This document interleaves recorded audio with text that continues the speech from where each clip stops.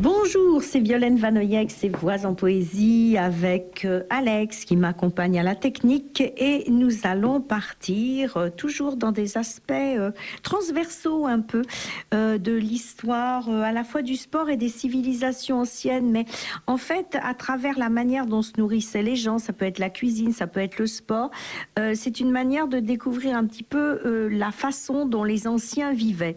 Donc c'est des chemins de traverse, on va dire. Un petit peu pour changer, ça fait quand même des années, je vais même pas vous dire, j'ose même pas vous dire le nombre d'années que je vous raconte l'histoire des civilisations anciennes. Et donc, c'est bien de prendre un petit peu des chemins de traverse. Alors, nous avions vu la semaine dernière Meurtre aux Jeux Olympiques, donc ce livre qui a été remis en place cette semaine, qui paraît aux éditions du Masque et qui nous permettait d'évoquer aussi non seulement Olympie, mais l'Alexandrie du IIIe siècle avant Jésus-Christ. Et aujourd'hui, je vais reprendre donc le déroulement justement du sport dans les civilisations antiques et plus particulièrement, puisque nous avons parlé de la Grèce la semaine dernière, plus particulièrement dans les régions romaines. Alors, bien évidemment, les Romains se sont inspirés des Grecs aussi pour l'entraînement, pour concourir dans les grandes compétitions, puisque les 4 grandes compétitions que nous connaissons se trouvent dans le Péloponnèse. Et là, je pense évidemment à Némée. Je pense à Olympie, je pense à l'isthme de Corinthe, et puis la dernière qui se trouve à Delphes, c'est-à-dire juste au-dessus du Péloponnèse, que l'on peut atteindre facilement aujourd'hui grâce à un pont qui a été fait entre le Péloponnèse donc et le reste de la Grèce, ce qui est bien pratique.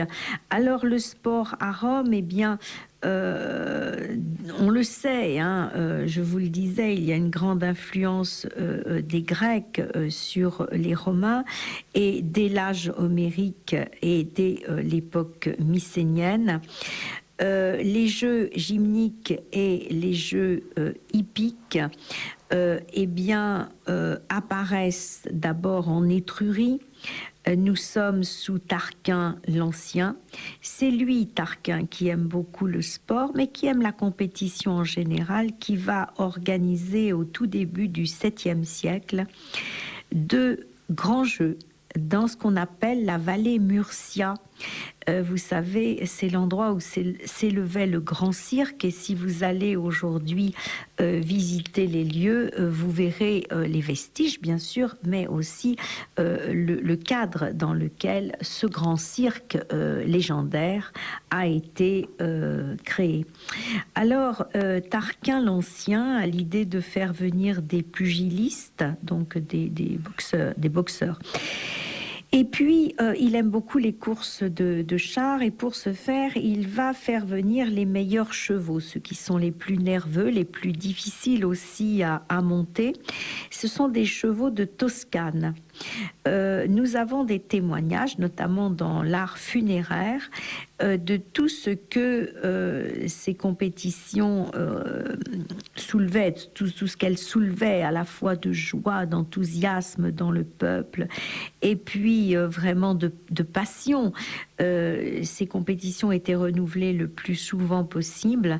Les Étrusques et les Romains aimaient énormément les chevaux, les cavaliers.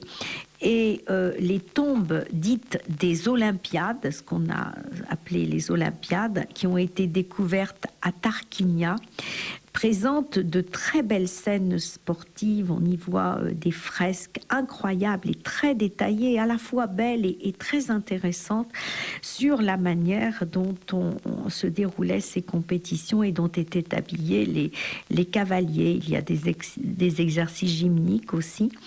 Dans d'autres fresques que l'on retrouve à Chiusi, par exemple, eh bien, on voit comment on s'entraînait au saut, comment on s'entraînait au lancer, à la lutte, à la boxe. Tout cela sous la vigilance du dieu Pollux. Et la Rome républicaine va pas tellement s'occuper de l'athlétisme. Pour elle, l'athlétisme est plutôt un sport, regroupe plutôt des sports féminins, des sports helléniques. Elle s'intéresse, la Rome antique, plutôt à des compétitions plus dures. Alors, le patron des écuyers, Castor, va recevoir un temple justement pour l'organisation de ces compétitions hippiques, et un temple qui va être élaboré en 484 avant Jésus-Christ.